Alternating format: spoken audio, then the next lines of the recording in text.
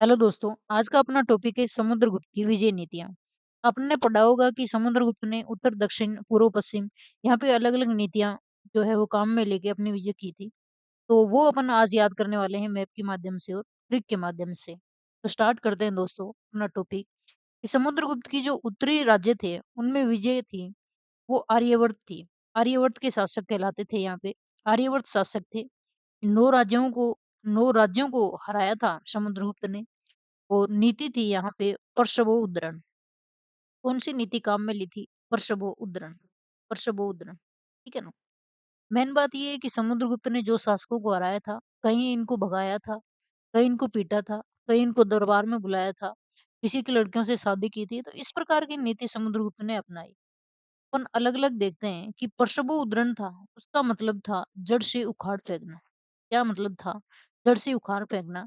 जैसे ये बच्ची ये पौधे को जड़ से उखाड़ फेंक रही है, इसी प्रकार उत्तर के जो शासक थे, उनको जो साम्राज्य हासिल करना था समुद्रगुप्त को, तो उन शासकों को तो इन्होंने जड़ से ही उखाड़ फेंक दिया था, यानी डायरेक्ट शासन किया था। डायरेक्ट शासन किया था, इनका अस्तित्व ही मिटा दिया था, जो आर्यवर्त के शासक थे। तो ये तो थी उत्तर में विजय, यानी स्टार्ट में उत्तर से शुरू किया और यहाँ से इनकी जड़ें खत्म कर दी उत्तर वालों की, है ना? तो परशुबो उद्धरण, उद्धरण, ठीक है ना? उद्धरण से अपन ट्रिक से याद कर लें कि उद्धरण से उखाड़ना याद कर लें, कि उखाड़ दिया था यहाँ से, यानी प्रत्यक्ष शासन कर लिया, अब उखाड़ ही दिया था फिर क्या शासन करवाना उनसे। दूसरा अपन देखें कि दक्षिणी विजय, दक्षिण और उत्तर विजय इनकी इंपॉर्टेंट विजय आते हैं। तो यहाँ पे दक्षिण पे इन्होंने क्या किया? तो ये नीति थी ग्रहणों मोक्ष अनुग्रहण, ग्रहणों मोक्ष अनुग्रहण, यानी यहाँ पे इनको ग्रहण कर लिया, ठीक है ना? और फिर भगा दिया, यानी राज कर लिया, अपना स्थापत्य था वो इनके ऊपर जमा लिया, लेकिन बाद में इनको भगा दिया। जैसे ये भाग रहा है, दक्षिण वाले, ठीक है ना? इनको हरा के छोड़ दिया, यानी ग्रहणों मोक्ष अनुग्रह, ठीक है ना?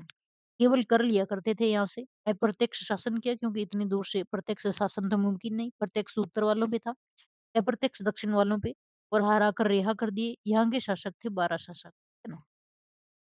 तो ये इनकी दक्षिण की नीति थी, दक्षिण विजय थी।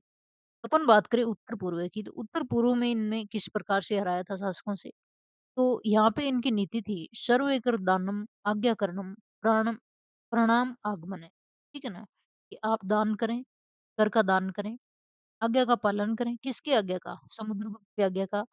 और प्रणाम करें और आएँ, दरबार में आके प्रणाम करके कि आप ही हैं, हमारे तो सब कुछ, ये मान के आप चले जाएँ यहाँ से।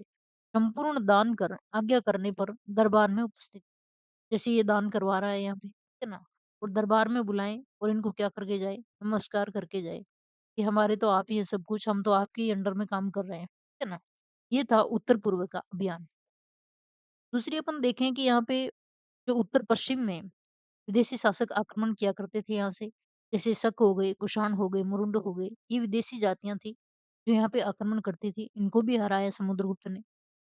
फिर अपन देखें कि विंध्यन क्षेत्र, ये यहाँ पे विंध्यन क्षेत्र है बीच में, तो यहाँ के जो शासक थे, वहाँ उनके प्रति इन्होंने नीति अपनाई थी, जो आठवीं राज्य कहलाते थे ये, आठवीं राज्य, है ना? वन क्षेत्र था यहाँ पे विंध्यन कंगार वाला। तो यहाँ पे नीति थी प्रचारीकरण, यानी सेवक बनाना। ये जैसे ये सेवक खड़ा है और ये आदमी यहाँ पे बैठा है, ये इसका सेवक है, बेचारा आज्ञा का पालन कर रहा है, जैसे-जैसे ये हुक्म दे रहा है, वैसे-वैसे मान रहा है। तो ऐसे ही ये हालत इनकी कर रखी थी कौन किनकी? विंध्यन क्षेत्र वालों की, ठीक है ना? नेक्स्ट है, तो ये विदेशी जो नीति थी, ये तो थी देश वालों की, यानी भारत देश के अंदर-अंदर जो भी शासक थे, उन पे इन्होंने जो है वो अपना साम्राज्य स्थापित किया। विदेश वालों में अपन बात करें तो इनकी 3 नीतियाँ अपनाई थी इन्होंने। एक तो थी आत्मनिवेदन, दूसरी थी कन्योनपायन और तीसरी थी गुरुतमंदक, ठीक है ना? जैसे कन्या, गुरुमान, ये अपन ट्रिक देखें तो विदेशियों के प्रति कौन-सी ट्रिक थी? तो से अपन याद करेंगे आत्मनिवेदन, कन्या, कन्या से कन्योपायन और गुरुतमंदक को अपन याद करेंगे। कन्या गुरु से मन्नत माँग, ऐसे कर लें, ठीक है ना? तो ये कन्या गुरु से मन्नत माँग या फिर आज्ञा मान, ठीक है ना? इस प्रकार से अपन याद करेंगे आत्मनिवेदन। आत्मनिवेदन का मतलब था स्वयं दरबार में आए। वो शासक स्वयं दरबार में आए, जैसे ये दरबार लगा हुआ है यहाँ पे, और ये यहाँ पे शासक बैठे हुए हैं, यानी यहाँ पे जो दरबारी होते थे वो बैठते थे, जिनके अलग अलग पद होते थे, है ना। ये दरबार का चित्र है। तो स्वयं दरबार में आते थे शासक और आत्मनिवेदन करते थे।